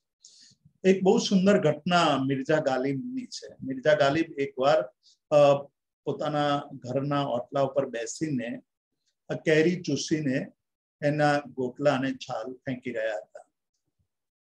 એનો એક વિરોધી ત્યાંથી પસાર થાય છે અને પસાર થતા એને જોયું કે મિર્ઝા ગાલિબ તો કેરી ખાઈ રહ્યા છે, કેરી ચૂસી રહ્યા છે. કેરીની સિઝનને હજુ વાર હતી અને મિર્ઝા ગાલિબ આ કેરી ખાઈ રહ્યા હતા ત્યારે પેલાને થોડી ઈર્ષા પણ થઈ. એટલે એને કહ્યું કે गालिब साहब देखे देखे ये आम के गोटले या आम के जो गुटलियां हैं और उसके छिलके हैं वो तो गधे भी नहीं खाते हैं. एम करीने एमनी आलोचना करी कि आम गधे भी नहीं खाते हैं और आप खा रहे हैं. तेरे एमने एनो जवाब आप्यो कि हाँ हाँ बात आपकी सही है कि आम गधे ही नहीं खाते हैं. तो आ भी अने हीमा अनेकांतवाद આવ્યો. એમણે પેલાએ આલોચના માટે કીધું કે ગધેડાઓ પણ આ ખાતા નથી અને તમે ખાઈ રહ્યા છો, એ મને આશ્ચર્ય થાય છે. ત્યારે એમણે એમ કહ્યું કે આ આમ એટલે કે કેરી ગધેડા જ નથી ખાતા, માણસો જ ખાય છે. એટલે પેલાને પણ ગધેડો કહ્યો કે ભી અને હીમાં આ બધા જ સવાલો અને જવાબો સમાયેલા છે. આપણે જ્યારે જ્યારે વિવાદો થાય છે ત્યારે હીમાં અટકી જઈએ છે અને જ્યારે એનું સમાધાન આવે છે ત્યારે ભીથી આવે છે. એટલે જકાર અને અન્ય વસ્તુના અસ્તિત્વનો જે આપણે સ્વીકાર કરવો તે અનેકાંતવાદ છે. પોતાનાથી વિરોધી વિચારોનો સ્વીકાર કરવો, કેમ કે આપણે જે જાણીએ છીએ તે માત્ર આપણે આપણી સીમિત બુદ્ધિથી જાણીએ છીએ, અથવા આપણે માનીએ છીએ કે મારી બુદ્ધિ અસીમિત છે, પણ અસીમિત બુદ્ધિવાળાની અપેક્ષાએ આપણી સીમિત બુદ્ધિ છે. એટલે આપણે જે જાણીએ છીએ તે આપણી જાણકારી ઘણી બધી અલ્પ છે. તો આ જે બાબતો છે એ બાબતોને સમજવા માટે આ અત્યંત આવશ્યક એવો સિદ્ધાંત છે કે જ્યારે અનેકાંતવાદને આપણે સમજીએ છીએ ત્યારે અનેક પ્રશ્નોનો આપણે ઉકેલ લાવી શકીએ છીએ. અનેકાંતવાદ માત્ર આટલું જ કરે છે એવું નથી. વસ્તુની અંદર વિરોધી અનેક ગુણધર્મોનો સ્વીકાર કરે છે અને એ સ્વીકારનો એ ઉકેલ પણ આપે છે કે આવું બને છે કેમ. તો એ 4 બાબતો ઉપર આ વસ્તુની સંભાવના એટલે વસ્તુની અંદર રહેલા અનેક ગુણધર્મોનો સ્વીકાર શક્ય બને છે. એક વસ્તુનું પોતાનું સ્વરૂપ એટલે દ્રવ્ય એટલે કે વસ્તુ પોતે કેવી છે તેની વિચારણા જૈન ધર્મ કરવાનું કહે છે. બીજું ક્ષેત્ર, દરેક ક્ષેત્ર જુદી જુદી રીતે વર્ક કરતું હોય છે. એક ક્ષેત્રનો પ્રભાવ આપણા વિચારો ઉપર પડે છે, ક્ષેત્રનો પ્રભાવ વસ્તુ પર પણ પડે છે. એટલે કોઈ પણ બાબતે વિચાર કરવા માટે ક્ષેત્રને પ્રાધાન્ય આપે છે. જે વાત એક ક્ષેત્રમાં બહુ જ મહત્વની મનાતી હોય તે જ બાબત બીજા ક્ષેત્રની અંદર સાવ તુચ્છ ગણાય. જે બાબતોને ભારત દેશની અંદર અત્યંત મહત્વ આપવામાં આવતું હોય તે કદાચ પાકિસ્તાનમાં ન આપવામાં આવે. એટલે ક્ષેત્રનો પ્રભાવ બહુ જ પડે છે અને આપણી વિચારધારા ઉપર પણ એ ક્ષેત્રનો વિચાર પડે છે. ગુજરાત એવું માનતું હોય કે હિંસા કરવી, દારૂ પીવું એ ખોટું છે અને ગુજરાત બહાર લોકો એવું માનતા હોય કે દારૂ પીધા વગર તો કેમ જીવી શકાય. અમારા પંડિતજી જે બેચરદાસજી જેનો ઉલ્લેખ કર્યો એ બેચરદાસ પંડિતજી બનારસમાં ભણીને પાલી શીખવા માટે, વિવેકાનંદ કહેતા હતા, સ્વામી વિવેકાનંદ, કે કોઈને પાલી શીખવું હોય તો શ્રીલંકા જવું પડે. શ્રીલંકા ગયા વગર પાલી શીખી શકાય નહીં. તો શ્રીલંકા પંડિત બેચરદાસ પાલી ભણવા માટે શ્રીલંકા ગયા હતા અને શ્રીલંકા ગયા ત્યારે જે વિદ્યાપીઠની અંદર પાલી ભણી રહ્યા હતા ત્યારે એમને બહુ તકલીફ પડતી હતી કેમ કે ત્યાં શાકાહારી ભોજન મળતું જ નહીં. જ્યારે ગુરુએ જાણ્યું કે આ વિદ્યાર્થીઓ શાકાહારી છે ત્યારે એમને બોલાવીને કહ્યું કે માંસાહાર કર્યા વગર જીવી શકાય ખરું?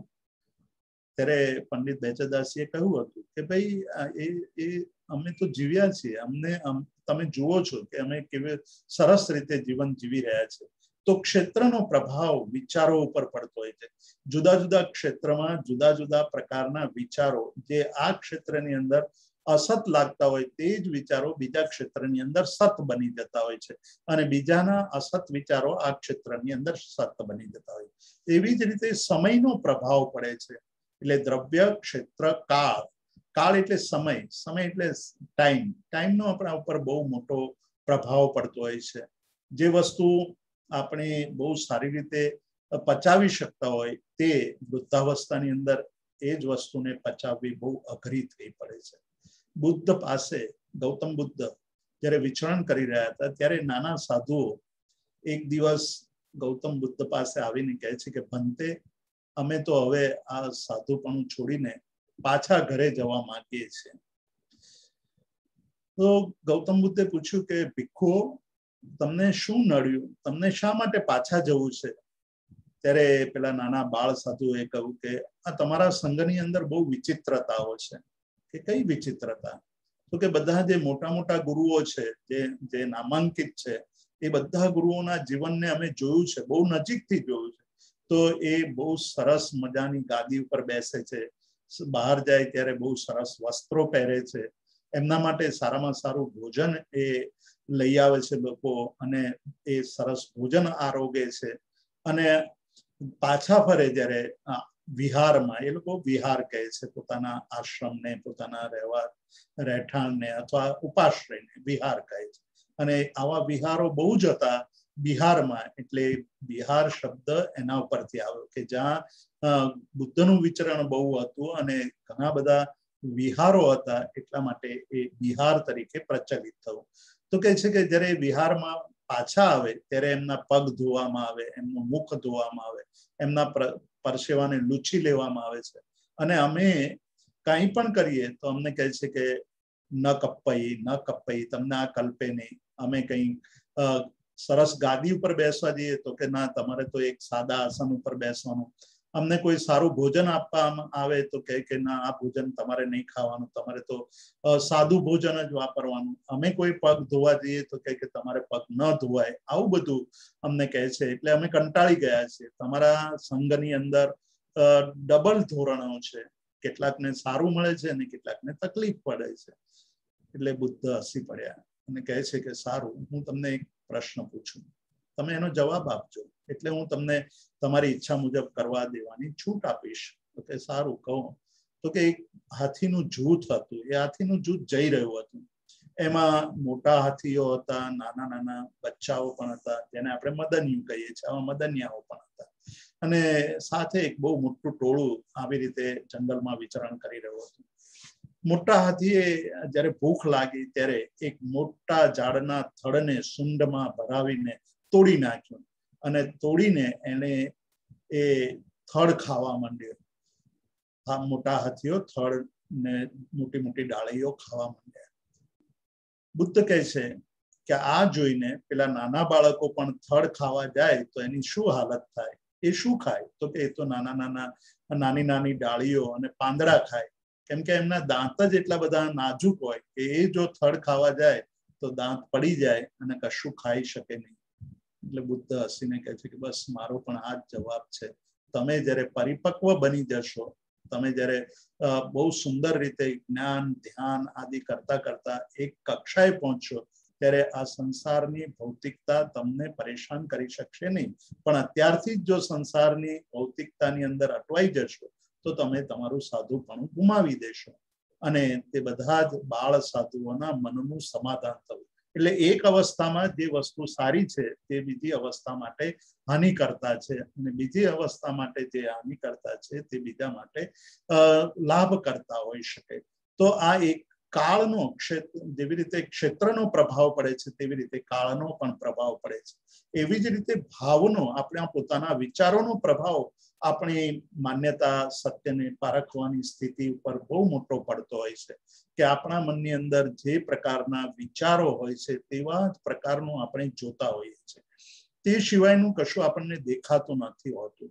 એક સામાન્ય ઘટનાની વાત કરીએ તો આપણને લાલ રંગની કાર બહુ જ પ્રિય હોય તો રસ્તાની અંદર માત્ર આપણને લાલ રંગની કાર દેખાતી હોય છે, બીજી અનેક રંગોની કારો જતી આવતી હોય છે, તે આપણે એને ક્યારેય નોટિસ કરતા નથી, તેની નોંધ પણ લેતા નથી. તો રંગ જે ગમી ગયો તે રંગ આપણા માટે આપણા મનની અંદર રજીસ્ટર થયેલો છે એટલે પ્રિય લાગે છે. બાકીના બધા રંગો આપણા માટે કોઈ મહત્વ રાખતા નથી, એટલે આપણે તેના વિશે વિચાર સુદ્ધા પણ કરતા નથી.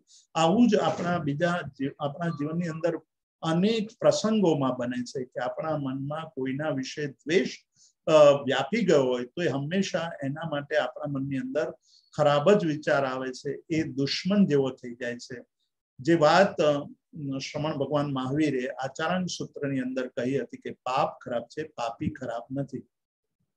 એને કોઈક પ્રસંગે તમારી સાથે કોઈક પ્રકારનો વ્યવહાર કર્યો હોય તો એ પ્રસંગ પૂરતો એ માણસ ગલત હોઈ શકે, ખોટો હોઈ શકે, પણ સમગ્રતયા એ ખોટો બની જતો નથી. એકવાર શ્રમણ ભગવાન મહાવીરને પૂછવામાં આવ્યું હતું, એમના પ્રથમ શિષ્ય ગૌતમે પૂછ્યું હતું કે નિયમ લેવો, જે કાલથી પર્યુષણની અંદર ઘણા બધા પચકાણ લેશે. એ પચકાણ એ જૈન પારિભાષિક શબ્દ છે અને એનો અર્થ થાય છે નિયમ લેવો, કે આજના દિવસે હું કોઈ પણ પ્રકારનો આહાર ગ્રહણ કરીશ નહીં. આવું ઉપવાસનો નિયમ લેનાર, ઉપવાસનો પચકાણ લેનાર એ સારું કહેવાય કે ખરાબ કહેવાય? આ પ્રશ્ન પૂછ્યો છે ગૌતમ નામના એમના પ્રથમ શિષ્ય, ઇન્દ્રભૂતિ ગૌતમ એનું નામ છે. ત્યારે શ્રમણ ભગવાન મહાવીરે એનો જવાબ આપતા કહ્યું છે કે સારો પણ નથી અને ખરાબ પણ નથી. એટલે કે સારો પણ છે અને ખરાબ પણ છે, કે જો એ સમજપૂર્વક ઉપવાસ કરતો હોય, સમજપૂર્વક એ અન્નનો ત્યાગ કરતો હોય તો એનો નિયમ બહુ ઉચ્ચ કોટીનો નિયમ છે.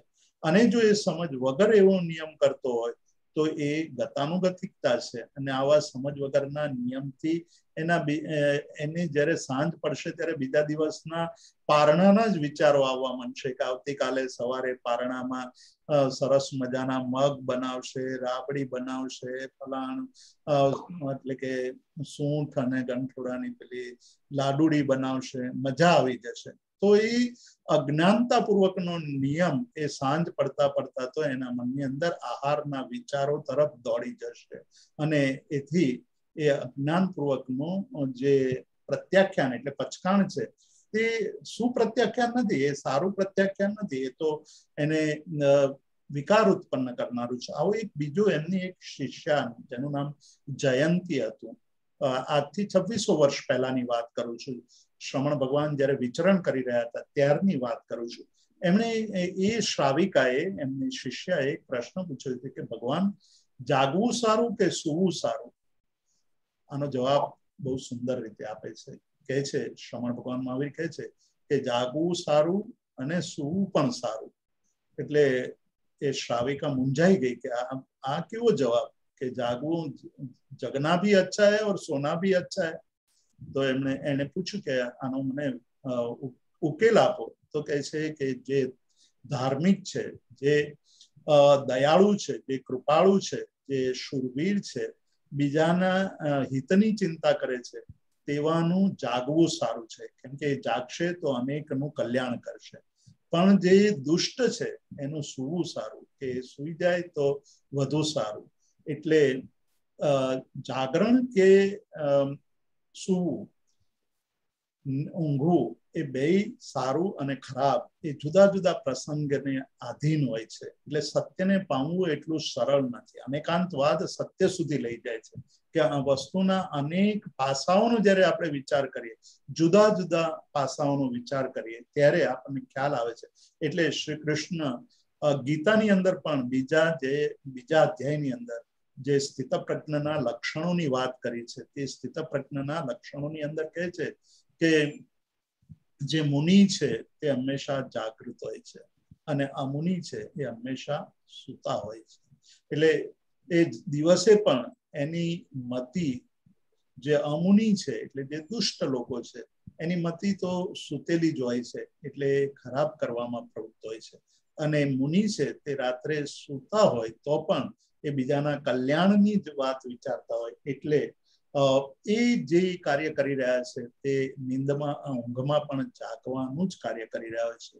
બીજો એક પ્રશ્ન જયંતીએ પૂછ્યો છે કે બનતે બળવાન સારો કે દુર્બળ સારો, એનો પણ એમણે એવો જ જવાબ આપ્યો છે કે જે પરોપકારી છે એ બળવાન હોય તો સારો, અને જે પાપી હોય તે દુર્બળ હોય તો સારો. જે દુર્બળ હોય તે બીજા પાપ કરી શકશે નહીં, અને બળવાન પરોપકારી હશે તો બીજા અનેકના કલ્યાણનું કાર્ય કરી શકશે. તો આ જે વસ્તુના અનેક પાસાઓનો વિચાર કરીને એને જે જવાબ આપવો, એને એ રીતે વિચાર કરવો, તે વસ્તુના સત્ય સુધી પહોંચવામાં બહુ જ મદદરૂપ થઈ શકે છે. તો વસ્તુની અંદર રહેલા અનંત ધર્મનો સ્વીકાર એ અનેકાંતવાદ છે. અને એ વસ્તુના અનેકાંતવાદનો જ્યારે આપણે વિચાર કરીએ છીએ ત્યારે ઘણો બધો ફરક પડે છે, અને બહુ જ જીવનની અંદર સત્ય તરફની આપણી જે ભાવના છે તે ઉજાગર થાય છે, વધુ ઘનિષ્ઠ બને છે, વધુ તીવ્ર બને છે. એક નાનકડી ઘટનાના આધારે આપણે સત્ય કેવી રીતે બદલાતું હોય છે એની આપણે વિચારણા કરીએ તો ખ્યાલ, એક બહુ સામાન્ય ઘટના કે એક કુંડાળું વળીને 15 માણસો બેઠા હોય, અને 15 માણસોને એક કેમેરા આપ્યો હોય, અને બરાબર વચ્ચે એક ઓશિકું મૂકી દીધું હોય. એ ઓશિકું નો ફોટો ખેંચવાનો કહ્યું હોય કે દરેક જણ ફોટો ખેંચે, અને એ ફોટાને પોઝિટિવ લઈને બધા બેઠા હોય, અને કોઈ એમ કહે કે મેં પાડેલો ફોટો જ સાચો છે, બાકીના બધા જ 14 જણના ફોટા ખોટા છે, કેમ કે મારા જેવો ફોટો આવ્યો નથી, મેં જે ફોટો પાડ્યો છે તેનાથી જુદા પ્રકારનો આ ફોટો છે, એટલે ખોટો છે, મેં જે પાડ્યો છે તે જ સાચો છે. તો આ બહુ મોટું વિવાદનું કારણ બનશે, કારણ જેવી રીતે પોતે જે એંગલ ઉપરથી બેસીને ફોટો ખેંચ્યો છે તેવો જ બીજાએ પણ બીજા એંગલમાં બેસીને બંને ફોટા ક્યારેય પણ સરખા ન હોઈ શકે, અને છતાં પણ સત્ય છે. બંને જુદા એંગલથી લેવાયેલા હોવાને કારણે સત્ય છે, પણ સરખા નથી. આપણી હંમેશા સરખાને માપવા જાય, અને એના કારણે આપણે સત્યને પામી શકતા નથી. તો આ જે બાબત સમજવા માટે એને પૂરું કરવાનું છે. વત્સલભાઈ, અવાજ આવે છે વચ્ચે? મારે પૂરું કરવાનું છે? ના ના, ભૂલથી આ કોઈકનું ચાલુ થઈ ગયું હતું, કરી દીધું મ્યુટ. વાંધો નહીં. તો એને સમજવા માટે એક નયવાદનો સિદ્ધાંત પ્રરૂપ્યો છે. નયવાદ એટલે વક્તાની પોતાની દ્રષ્ટિ, પણ એ દ્રષ્ટિ ત્યાં સુધી સત્ય છે. એટલે મારી દ્રષ્ટિ સત્ય ત્યાં સુધી છે કે જ્યારે હું બીજાની દ્રષ્ટિને સ્વીકારતો હોઉં. જો હું બીજાની દ્રષ્ટિનો અસ્વીકાર કરું તો મારી દ્રષ્ટિ પણ મિથ્યા બની જાય છે, એટલે હું મિથ્યા દ્રષ્ટિ બની જાઉં છું. એટલે એનો સાદો સરળ અર્થ એ છે કે હું મારા વિચારોને જેવી રીતે માનું છું તેવી જ રીતે બીજાના વિચારોમાં પણ સત્યાંશનો સ્વીકાર કરવો. મારો વિચાર એ સંપૂર્ણ સત્ય નથી, એમાં પણ સત્યનો અંશ છે. તેવી રીતે બીજા એંગલ પરથી વિચારનાર પુરુષની અંદર પણ બીજો સત્યનો અંશ હોઈ શકે, અને એનો સ્વીકાર એ નયવાદ છે. એ નયવાદના સિદ્ધાંતથી ઘણા બધા પ્રશ્નો આપણે હલ કરી શકીએ છીએ, એનું સમાધાન મેળવી શકીએ છીએ. અનેકાંતવાદ જે આ રીતનું વિચાર એક આપણા મનની અંદર વિચારોની ઉદારતાને પ્રેરે છે, બીજાના વિચારોને સમજવાની આપણા અંદર શક્તિ પેદા કરે છે, અને સત્ય સુધી પહોંચવાનો આપણને એક મોકળો માર્ગ આપે છે. આ જ્યારે સમજાય છે ત્યારે આપણને ખ્યાલ આવે છે કે આ જગતની અંદર જેટલું છે તેટલું પર્યાપ્ત છે. જગતની અંદર જેટલા પણ જીવો છે, જગતની અંદર જેટલા માનવીઓ છે એટલે કે મનુષ્યો છે, જગતની અંદર જેટલા પ્રાણીઓ છે, જગતની અંદર બીજા જીવો છે, તેના માટે આ જગતની અંદર જે પ્રાકૃતિક સંપત્તિ છે તે પર્યાપ્ત છે. પણ કોઈ એક માણસના મનની અંદર જે ઈચ્છાઓ છે તેના માટે આ અપર્યાપ્ત છે. આ બહુ અદ્ભુત વાત કરે છે શ્રમણ ભગવાન મહાવીર. એમની અંતિમ દેશના એટલે એમનો અંતિમ ઉપદેશ છે, એની અંદર આ વાત કરે છે. કોઈ એક માણસ માટે આ સૃષ્ટિની અંદર કશું જ ઓછું નથી, એને જેટલું જીવવા માટે જોઈએ તેટલું પર્યાપ્ત છે. પણ કોઈ એક માણસના મનની અંદર જે ઈચ્છાઓ છે એ ઈચ્છાઓને પરિપૂર્ણ કરવા માટે બધું જ એને સોંપી દેવામાં આવે તો પણ એ અપર્યાપ્ત છે. એનું દ્રષ્ટાંત આપતા કહે છે કે કોઈ એક માણસને આ જગતના બધા જ પર્વતો સુવર્ણના બનાવી દેવામાં આવે અને આ જગતના બધા જ પથ્થરોને હીરા મોતી માણેક જેવા બનાવી દેવામાં આવે અને એને એનો માલિક બનાવી દેવામાં આવે તો પણ જો એની ઈચ્છાની અંદર અસંતોષ પડ્યો હશે, તૃષ્ણા પડી હશે, એના મનની અંદર વધુ પામવાની ભાવના પડી હશે તો એ વિચારતો હશે કે ભગવાને આટલા જ પર્વતો કેમ બનાવ્યા, ભગવાને આટલા જ પથ્થરો કેમ બનાવ્યા હશે, આના કરતા વધુ પર્વતો હોત, એક જ હિમાલય કેમ, 5 હિમાલય હોત તો હું 5 હિમાલય જેટલા સુવર્ણનો માલિક બની શક્યો હોત. એટલે જે ઈચ્છાઓ છે એ ઈચ્છાઓને માટે શ્રમણ ભગવાન મહાવીરે એમની અંતિમ દેશનામાં કહ્યું કે ઈચ્છાઓ આકાશ સમા અનંતિયા, ઈચ્છાઓ આકાશ જેટલી અનંત છે એને એ ઈચ્છાઓને આપણે ક્યારેય પણ આપણા જીવનની અંદર પરિપૂર્ણ કરી શકતા નથી. તો ઈચ્છાઓની પરિપૂર્ણ કરવા તરફ પાછળ દોડવાને બદલે જો આપણે આપણી આવશ્યકતાઓને જાણીએ તો આવશ્યકતાઓની પરિપૂર્તિ કરવા માટે આપણી પાસે અમાપ સંપત્તિ છે. આપણે અનેક જન્મો સુધી જીવી શકીએ એટલો પૈસો આપણી પાસે છે, પણ આપણી ઈચ્છાઓને કારણે આપણને જે મળ્યું છે તે હંમેશા દુઃખ પ્રેરે છે. એક બહુ સુંદર વાત ઉપાધ્યાય યશોવિજયજી 300 વર્ષ પહેલા થઈ ગયા, ગુજરાતી બહુ મોટા ગજાના વિદ્વાન અને અનેક વિષયોના નિષ્ણાત. એમણે એક ગ્રંથ લખ્યો છે જેનું નામ જ્ઞાનસાર છે. એ જ્ઞાનસાર અષ્ટકની અંદર એક પરિગ્રહણ અષ્ટક નામનું એક અષ્ટક લખ્યું છે અને એમ કહે છે કે કોઈક એક માણસ જ્યોતિષ પાસે જાય છે, ગ્રહોને લઈને, એટલે પોતાની કુંડળી લઈને જાય છે અને કહે છે કે મહારાજ જુઓ ને કે મને કયો ગ્રહ નડે છે. એટલે જ્યોતિષે કુંડળી તો હાથમાં લીધી, થોડી વાર જોયું અને પછી હસી પડ્યા અને કહે છે કે ભાઈ તને કોઈ ગ્રહ નથી નડતો, આ પરિગ્રહ નડે છે તને. પરિગ્રહ નામનો જે ગ્રહ છે ને એ નડે છે, એને તું જીતી લે તો તને જીવનમાં ક્યારેય પણ દુઃખ નહીં આવે.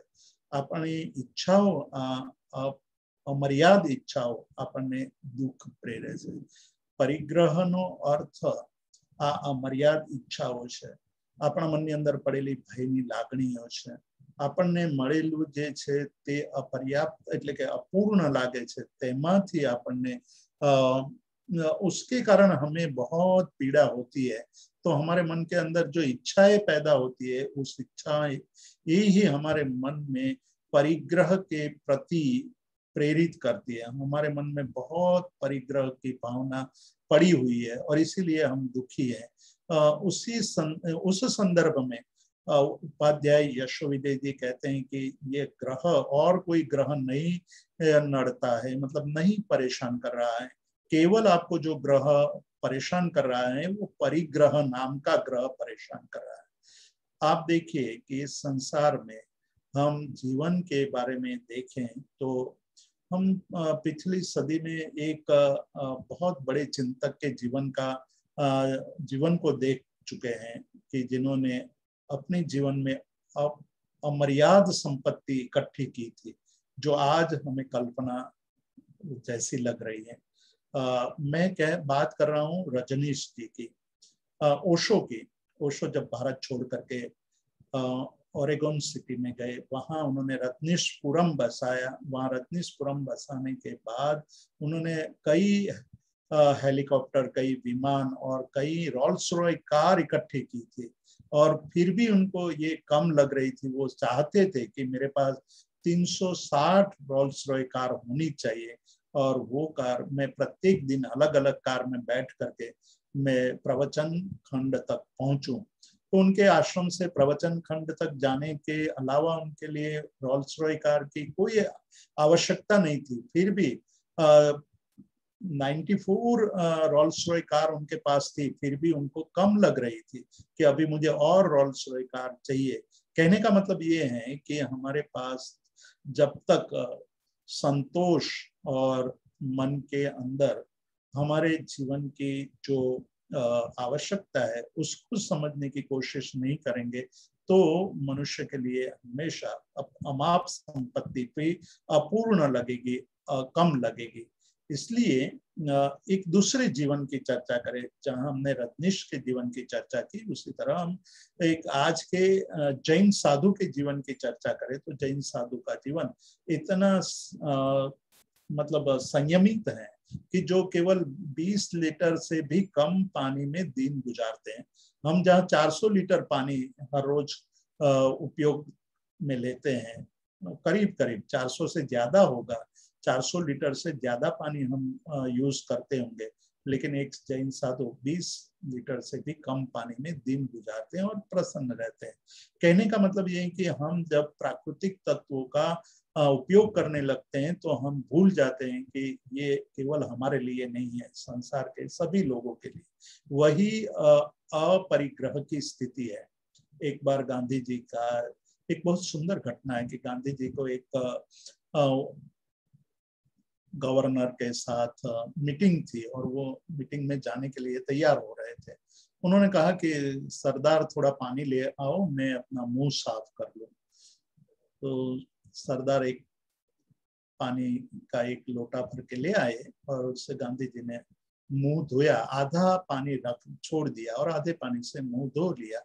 तो सरदार हंसने लगे कि गांधी जी, बापू आप जरा सोचिए, आप कहाँ जा रहे हैं, आपको किसके साथ वो मीटिंग करनी है, वो तो जरा सोचिए। तो कहा कि सरदार इधर आओ, यहाँ आओ मेरे पास, मैं आपको बताऊं कि मैं कहाँ जा रहा हूँ, मैं किसके साथ मेरी मीटिंग होनी है। वाइसरॉय के साथ मीटिंग है, कोई बात नहीं, आप आओ मेरे पास। और उनको कहा कि लो मेरा मुंह सूंघो, कहीं गंध आ रही है। उन्होंने कहा नहीं गंध तो नहीं आ रही है।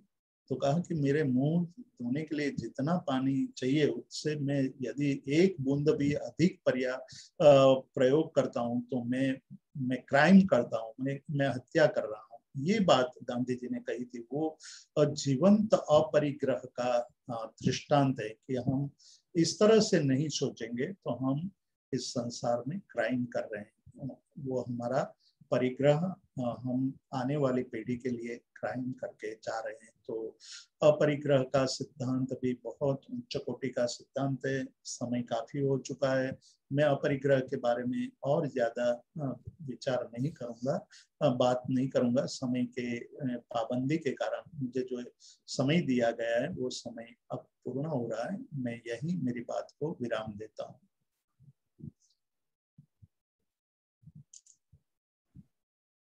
थैंक यू जितेंद्र भाई, आपे बहुत सूक्ष्म बातों बहुत सरल भाषा में समझावी। आपनो खूब खूब आभार। जो कोईक ने प्रश्न होय तो न हैंड रेज करे, दीपेन भाई पछी ए रीते मॉडरेट करशे जेने प्रश्न पूछवानो होय एना माटे प्लीज। अब यार 5 मिनिट आपणो हाउस ओपन छे प्रश्न पूछवा। मेरा एक प्रश्न है जितेंद्र भाई। हाँ जी। अब आपका नाम बताइए। जी महेंद्र मुनो, जालोर से हूँ मैं। ओके। मेरा प्रश्न है कि कई बार ऐसा होता है, अनेकांतवाद और श्यादवाद में मोटा मोटा क्या फर्क है? कोई फर्क नहीं है। एक सिद्धांत है और दूसरा उस सिद्धांत को कथन करने के लिए, सिद्धांत को समझाने के लिए जो शैली है उसको श्यादवाद कहते हैं। हम सिद्धांत को वैसे ही नहीं समझ सकते हैं। उसको समझने के लिए जो एक प्रक्रिया है, जो एक शैली है, जिस शैली का प्रयोग किया जाता है उसको श्यादवाद कहते हैं। इसलिए श्यादवाद सिद्धांत को कथन करने की शैली है और अनेकांतवाद है वो सिद्धांत है। धन्यवाद।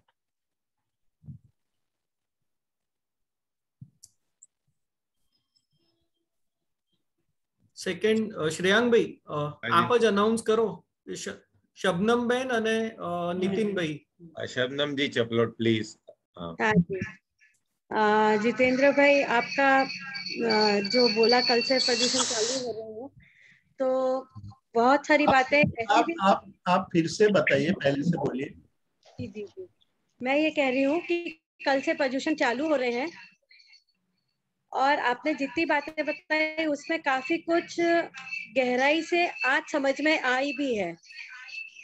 जैसे एक चीज मैं बोलना चाह रही थी अपरिग्रह के बारे में।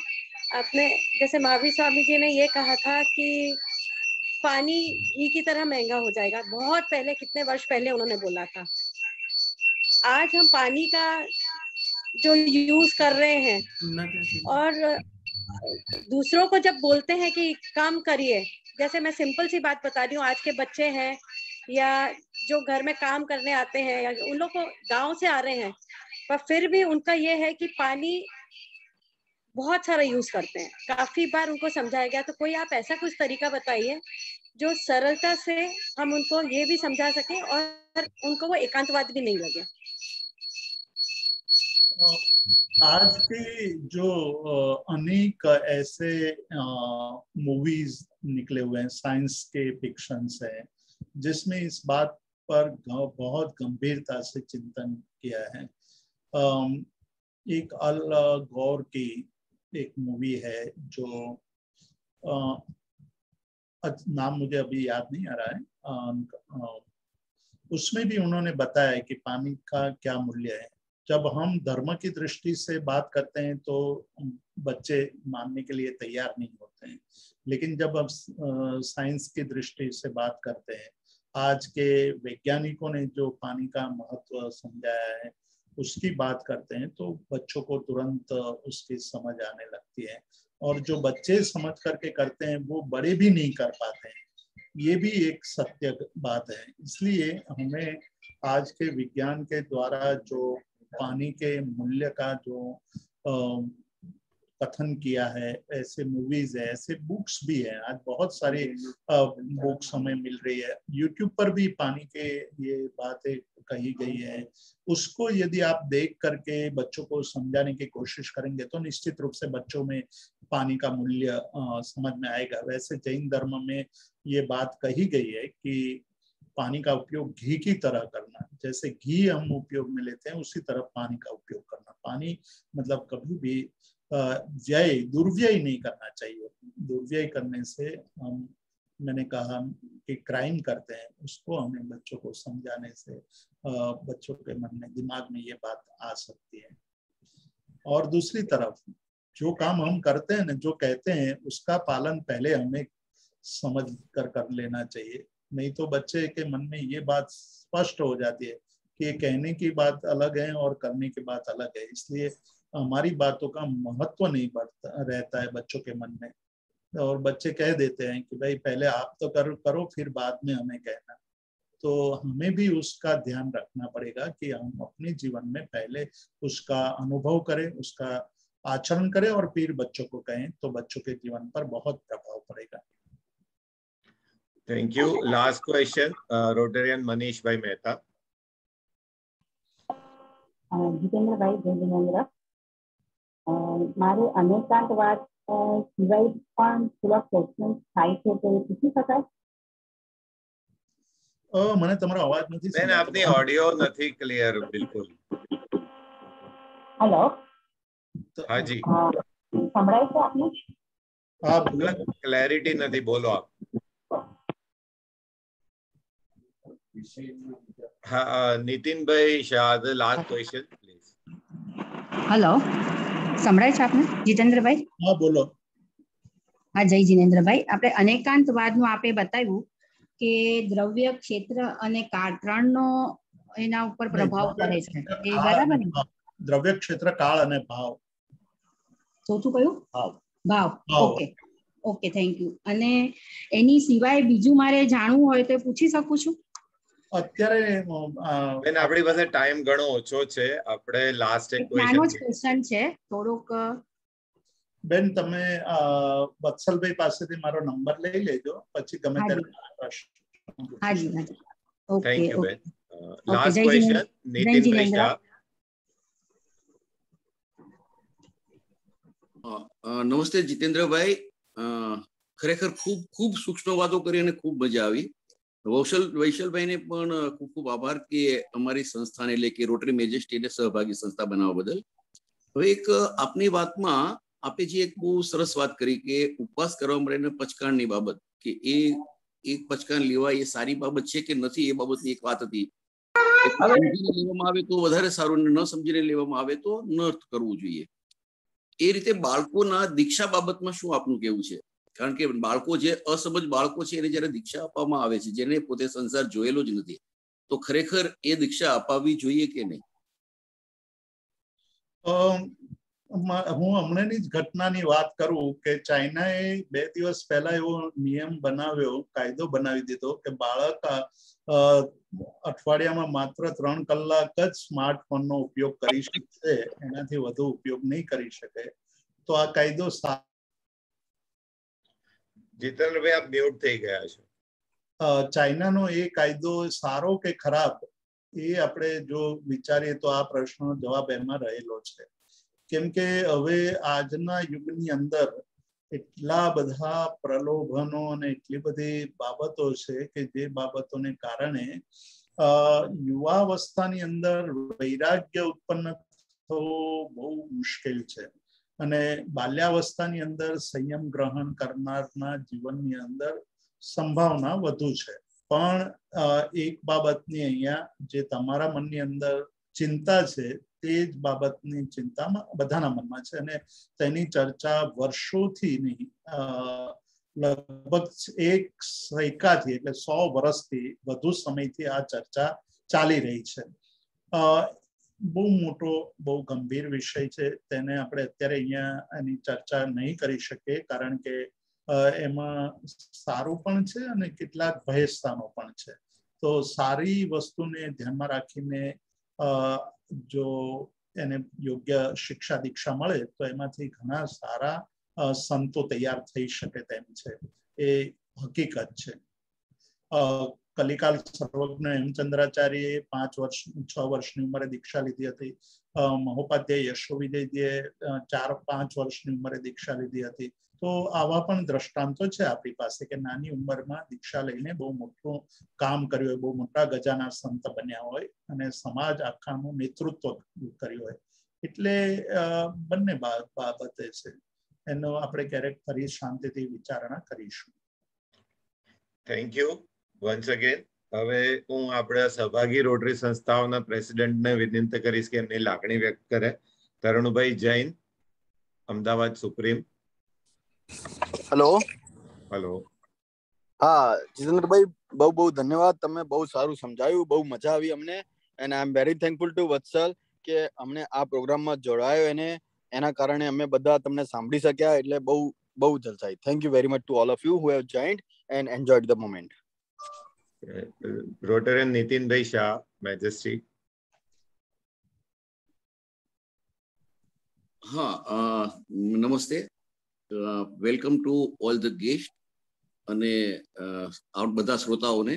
ખરેખર આવા વિષય ઉપર આપણે આ ચર્ચાઓ થવી જોઈએ અને વત્સલભાઈને હજુ પણ કહું છું કે આવી જ્યારે પણ ચર્ચાઓની આવો ટોપિક હોય એ ટાઈમે હંમેશા અમને સાથે રાખો અને અમે પણ તમને સાથે રાખશું, કારણ કે જનરલી આપણે રોટરીનું જે કાર્ય છે એમાં આપણને ઘણું બધું આનાથી ઇનપુટ મળે છે. અને ડેફિનેટલી પ્રોફેસર જીતેન્દ્રભાઈના વક્તવ્ય વિશે તો કહીએ એટલું ઓછું છે. ખૂબ મજા આવી નીતિનભાઈ. Thank you. शबनम जी, आपकी कुछ लागनी? आज ज्वाइन करके बहुत अच्छा लगा और जितेंद्र भाई ने जिस हिसाब से सारी एकांतवाद और परिग्रह की बात करी, इससे मुझे ही नहीं मेरे क्लब के मेंबर्स को भी काफी कुछ अच्छा समझ में आया होगा और आशा करती हूँ कि ये आगे उस पर अमल भी करेंगे. और थैंक यू जितेंद्र भाई and thank you Vatsal. Next time also please remember us whenever you do such type of program. Thank you. Hard bhai, abhi. Thank you Jitendra ભાઈ. અનેકાંતવાદ ને જે ની તમે વાત કરી એ બદલ ખૂબ ખૂબ આભાર. And president secretary from rotary club of metro, both of you, thank you so much. અને અપરિગ્રહ માટે કોઈને પણ આવતીકાલે આનો પ્રભાવ પડ્યો હોય અને કોઈને કોઈ વસ્તુઓ આપી હોય મને, so you all can come to Rotary Club of Narol to donate. Thank you so much. Thank you. Okay, Dipen bhai, please carry on your secretarial announcements. Jitendra ભાઈ, થેન્ક યુ સો મચ. ત્રણેક વખત વિપશ્યના કરી છે, પણ કદાચ આ પણ બહુ અલગ પર્સપેક્ટિવ હતો જે અધરવાઇઝ અત્યાર સુધી આઈ હેડ નોટ કમ અક્રોસ. સો ખરેખર ખૂબ અદ્ભુત વાત કરી આપે અને ખૂબ સારું રહ્યું. Coming to the secretarial announcement, આપણે કન્ઝર્વ વોટર વીકનું સેલિબ્રેશન ચાલી રહ્યું છે. રોટરી ક્લબ અમદાવાદ મેટ્રો અને પ્લમ્બિંગ એસોસિએશન, દીપેનભાઈ મહેતા આપણા જે રોટેરિયન જે છે એ સેવ વોટર એ મુહિમ પર કામ કરી રહ્યા છે. એના માટે આપણી લાસ્ટ મિટિંગમાં ફિઝિકલ પોસ્ટર્સ ડિસ્ટ્રીબ્યુટ કર્યા હતા. તમારા બધાની સોસાયટીમાં એના વિશે વાત કરજો. ચેરમેન સેક્રેટરી અને આપણા અજય દવે જે છે એમણે એમના અપાર્ટમેન્ટ એટલે એમના સોસાયટીમાં આના વિશે કર્યું છે. લગભગ 70% જેવું પાણીનું બગાડ અટકે છે અને એના માટે ઇન્ડિયન પ્લમ્બિંગ એસોસિએશન અને રોટરી ક્લબ અમદાવાદ મેટ્રો સારો એક પ્રોજેક્ટ કરી રહ્યા છે. એના માટે વધુ કોઈ માહિતી માટે દીપેનભાઈ મહેતા અથવા ક્લબ ડિરેક્ટર એડમિન રશ્મિભાઈનો સંપર્ક કરી શકશો. આવનારા પ્રોગ્રામમાં સન્ડેના rotary club of Vijapur global grant interzone meet કરી રહ્યું છે 5 સપ્ટેમ્બરના. 12 સપ્ટેમ્બરે rotary club of Mehsana district seminar કરી રહ્યું છે ટીચ અને વિન્સ માટે. અને 7, 8, 9 જાન્યુઆરી ડિસ્ટ્રિક્ટ કોન્ફરન્સ છે આપણી ઉદયપુરમાં. એના માટે અર્લી બર્ડ ડિસ્કાઉન્ટના લાસ્ટ 3 દિવસ છે. આ બધા માટે ક્યાંય પણ રજીસ્ટ્રેશન માટે આપ આપણા ડિરેક્ટર ક્લબ એડમિન રશ્મિભાઈનો સંપર્ક કરશો. અને સપ્ટેમ્બર મહિનામાં આપણે અપકમિંગ પ્રોગ્રામમાં ડિબેટનું આયોજન કર્યું છે જે ફિઝિકલ મીટિંગ રહેશે. ડિબેટનો ટોપિક છે does social media do more harm than good.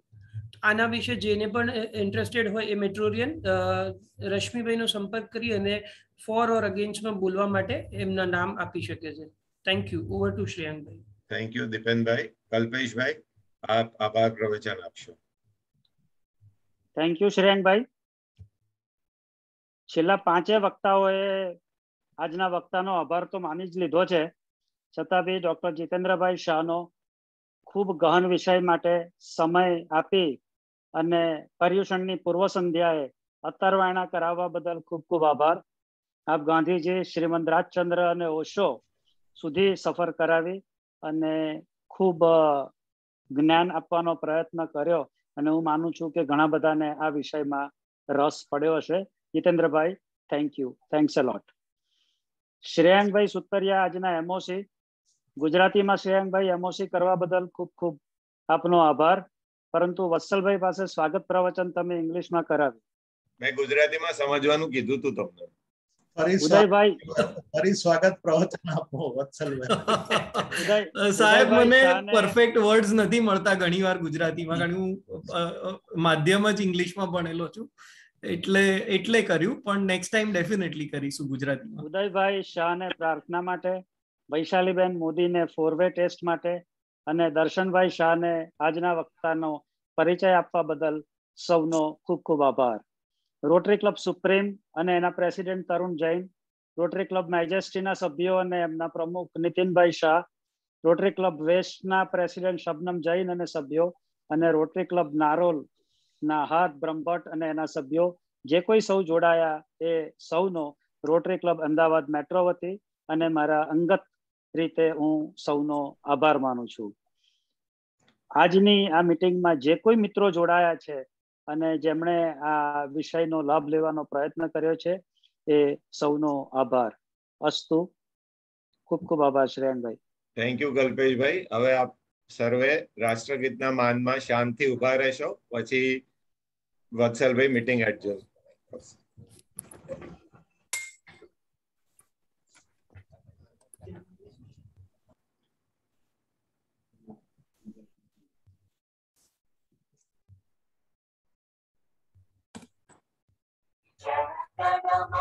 अधिनायक जय हे भारत भाग्य विधाता, पंजाब सिंध गुजरात मराठा द्राविड़ उत्कल बंगा, विंध्य हिमाचल यमुना गंगा उज्जल जलधि तरंगा, तव शुभ नामे जागे, तव शुभ आशीष मांगे, गाहे तव जय गाथा, जन गण मंगल दायक जय हे भारत भाग्य विधाता, जय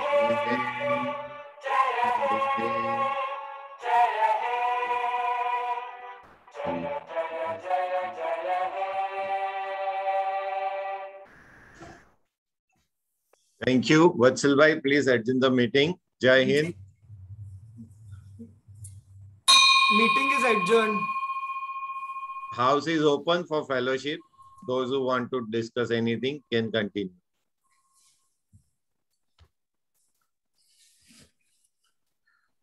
જીતેન્દ્રભાઈ, મારાને રોટરી મેટ્રો તરફથી ખૂબ ખૂબ આભાર. બહુ જ મજા આવી આજે. ચલો, thank you so much. Thank you, Jitendra bhai.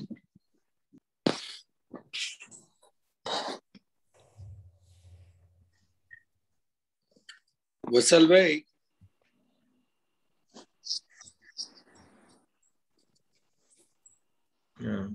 આપણે અનમ્યુટ કરી દો તમે બધાને. આપણે આ બધા અનમ્યુટ છે. Okay. Vassalbhai, thank you so much. Really excellent. Excellent. There is no words. Sir, જીતુભાઈનો જ આભાર માનો. એમને જ આખું બહુ જ સરસ કર્યું. અમને બી બહુ જ મજા આવી. 100%. સૌથી પહેલો તો એમનો, પણ તમે પેલું આંગળી ચીધિયાનું પુણ્ય, એટલે તમે આ લઈ આવ્યા ટોપિક અને એમને લઈ આવ્યા, ખૂબ જ સરસ હતું. ખૂબ જ સરસ. એટલે ટાઈમ ઓછો પડ્યો અત્યારે તો એવું લાગ્યું આપણને. અમને બી એવું લાગ્યું. Anyways, આવો નવો પ્રોગ્રામ કરતા રહેજો. Wish you all the best. Thank you, sir. Thank you so much, Dipen bhai, entire team. Vatsal bhai, thank you. Dipen bhai, thank you. I will take a leave. Good night.